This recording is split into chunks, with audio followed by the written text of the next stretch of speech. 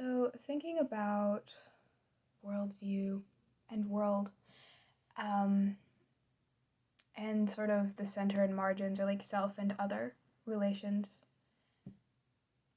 in context of this idea of a central sort of principle, organizing principle, or central like telos or highest telos that holds together the world or worldview or belief system or anything.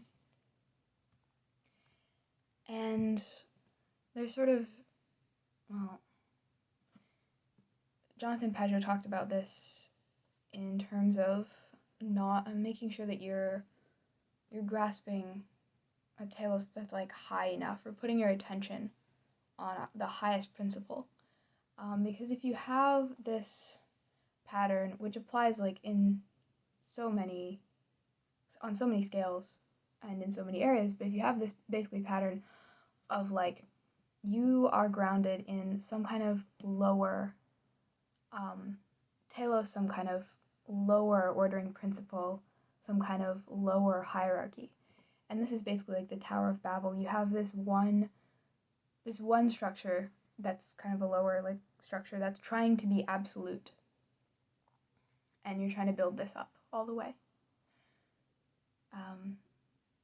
And what this leads to is this arrangement where basically there's incoherence and there's death, because like this hierarchy over here or structure, whatever, is fighting this one over here, is fighting this one over here. They're each trying to consume the others, and therefore like they're gonna all dissolve into chaos, or the chaos that's on the outside is gonna like get in. So this is a very small world, first of all, because the person here can't really integrate anything outside of this one small tower that they're building, and also a very fragile sort of world or worldview.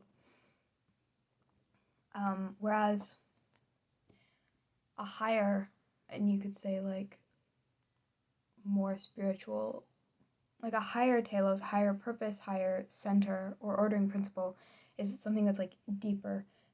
This can integrate a wider variety, and more of reality can be integrated, and doesn't mean that I'm not sure if I should say telos because I don't know if I'm using it entirely correct. We'll say principle. Because this principle is like of a higher order, it doesn't destroy any of these ones down here, and these are now able to be in harmony. They're not trying to eat each other, and one of them is not trying to become absolute. So you get the best of both worlds, where each individual structure or being, even like within the system, is protected and allowed to be itself without destroying all the other ones.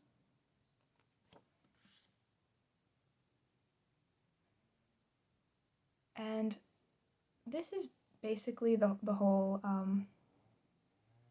dichotomy between, or tension between, like law and spirit, and moving when you want to be always moving from the realm of law like up to the realm of spirit.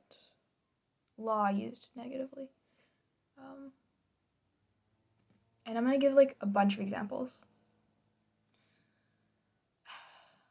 Oh yeah, and I guess why I'm thinking about this is from the perspective of somebody in this frame, and in like a smaller worldview, or one that's more grounded like lower down. The actions or beliefs of somebody who's more like here look either like they look wrong, and they look illogical and sort of chaotic, and don't seem to hold together. And that's just a difference of perspective, and it's hard to communicate. So I guess the pivotal like Christian example is Jesus, who goes around, breaking the law, or breaking, this law that they had, that had gotten unhealthy. I don't think the lighting's good. which to the Jews or to the Pharisees who were like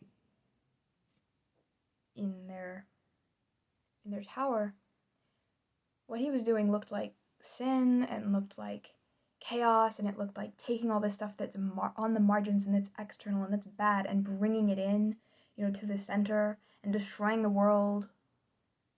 But from Jesus' perspective, he knew that he was following a deeper ordering principle, that which gave rise to the law in the first place. And he said, he came to fulfill the law and not to destroy it.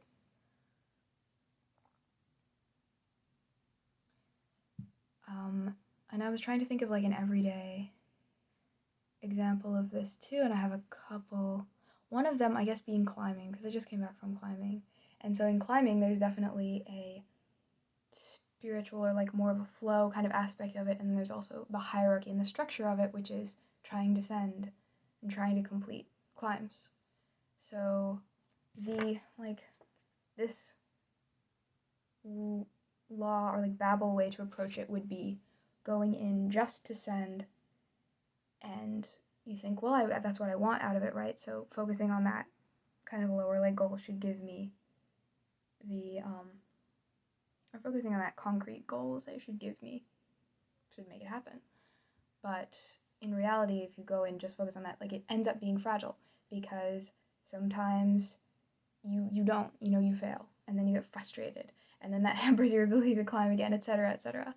So the more that you can just like focus on the process or the feeling of it and feeling good during it, the more that not only you generally have a better experience and enjoy it, but also that's the way to ascend and to make progress, because that sort of joy and the process and the flow of it holds within itself this whole hierarchy and this whole structure and process of like improving and ascending and going for little goals. And that's a little bit hard to trust, because it feels like, oh, if I let go of this like goal that or principle of like must complete the climb that I'm hold on to, then like I'm gonna stop making progress at all. I'm just gonna like become lazy and just be like, whatever. But in practice, that's not what happens, because like the structure is there. And similarly, or more broadly, just in the day, if I'm focused on accomplishing this and this and this thing, within time or space, that one, I'm stressed out, two, the things don't get done as well as they need to, and then there's the thing of like, what if I'm really fixated on, say, getting a video out one day, but what's most important that I don't see is like, I don't know, somebody like gets hurt and needs me to go visit them, and that takes up my whole day. And so then that has to come like crashing in, and then there's this tension of like, again, one part of reality trying to eat up the other, crashing in, destroying it, and it's just a lot of worry, a lot of tension, and essentially death, because there's constantly this like switching between one thing and another, and like, oh no, this is threatening that, and trying to balance everything. If I'm focused on one or multiple like concrete lower sort of goals, but if I'm centered higher on just like staying in basically the fruit of the spirit, and in like a spirit of joy and peace and like flow, I'm not just gonna sit around all day, in fact, because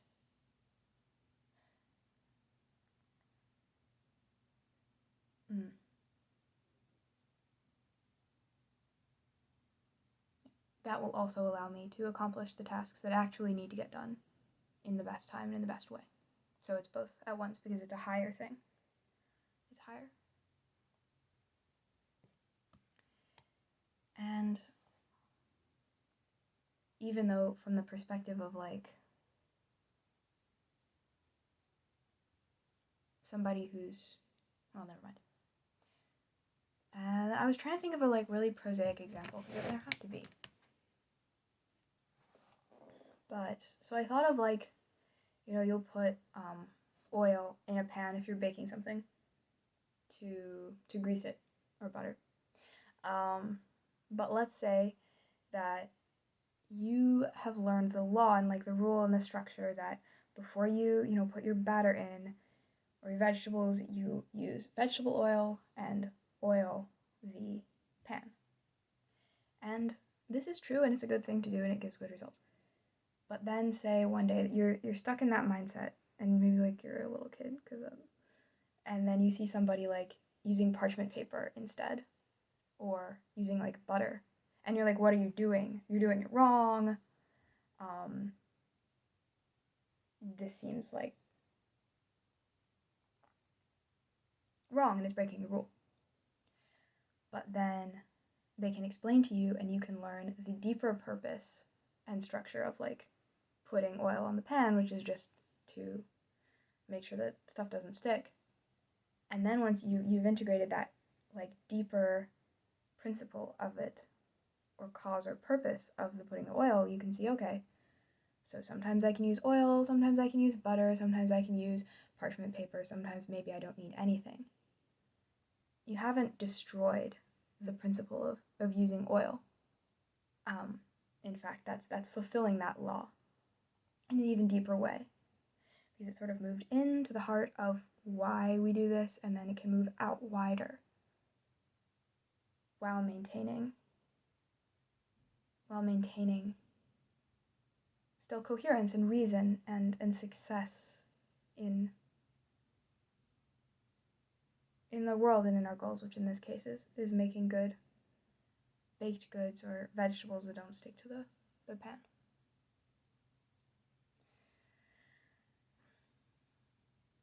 The main, well, maybe not. Okay. Well, right now, I'm thinking about this in the context of the way that my general worldview has developed, and trying to sort of communicate it to people, or communicate myself to people, with both perennialism. I'm going to look it up. I don't know if that's what it's called. Perennialism. What? Philosophy. You know, the thing where... I can't find anything. The thing where all religions, have the truth, basically. Whatever you call that. And then, like, my being okay with queerness and being queer myself.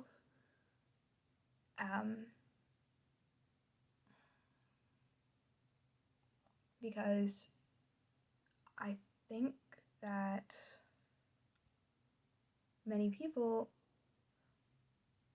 would look at me moving from a more, maybe more rigid or smaller, or more literal sort of worldview and set of principles to this, and would see like moving into chaos, losing coherence, losing my identity as a Christian or as just like a religious person, etc. But let's see.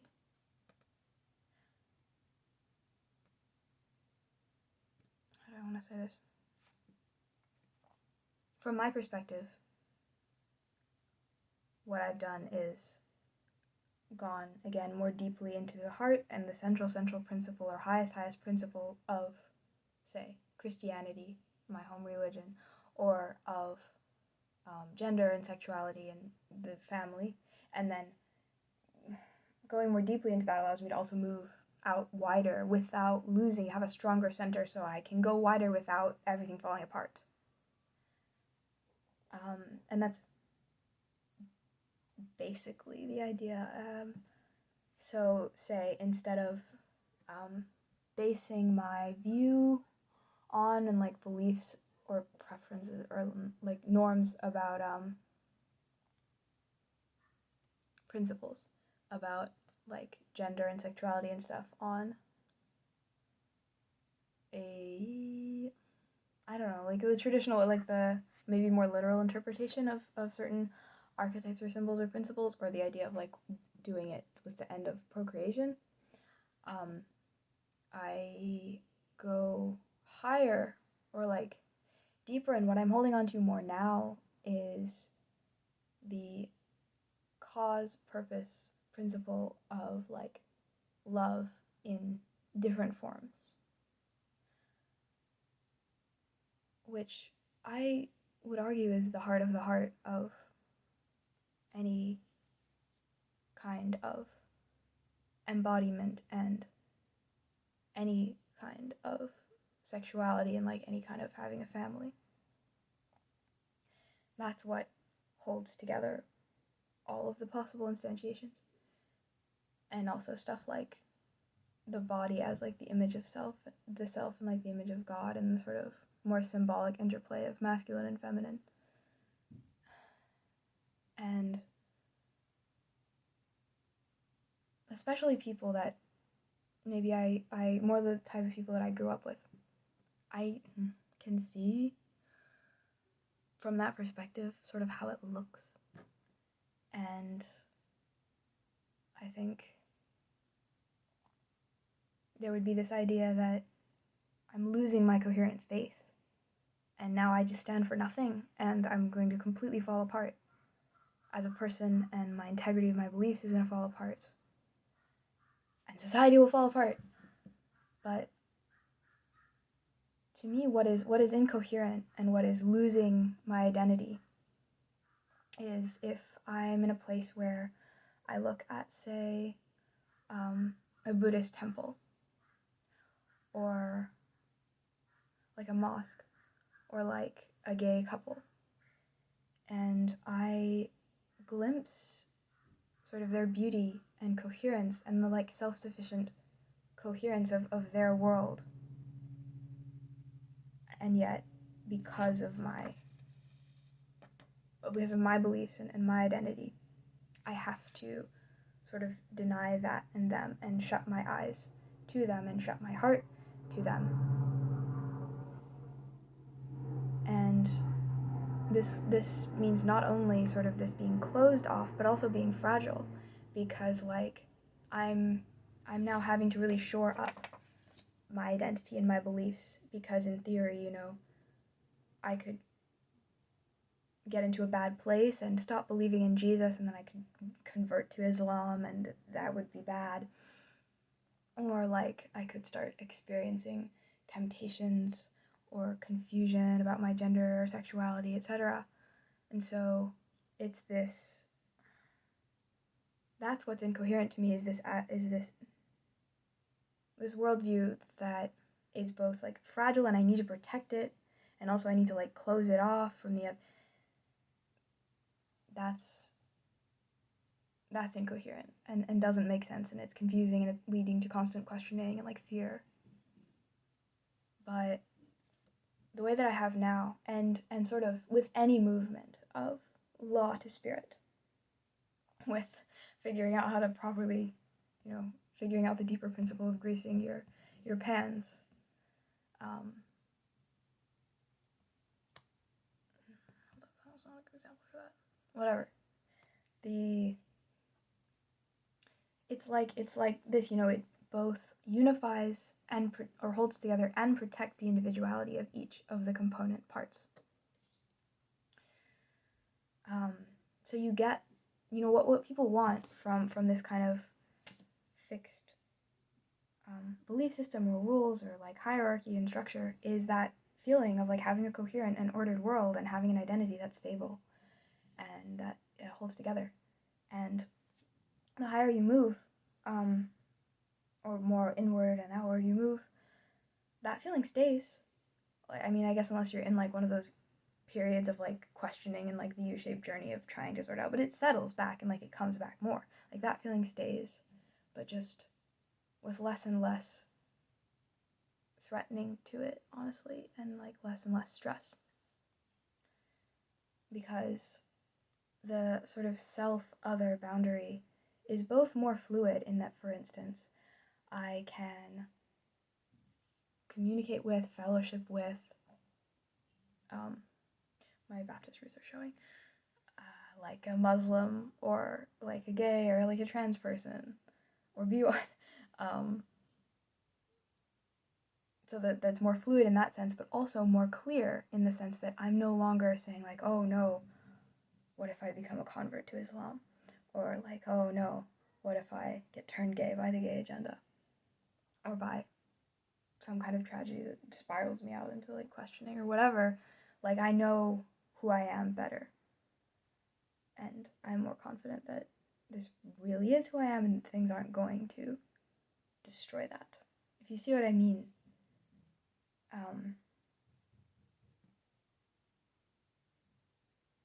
If you understand the principle of greasing a pot, you're going to use vegetable oil to do it better than before. You're going to use it only when it's needed and like when it's the best option.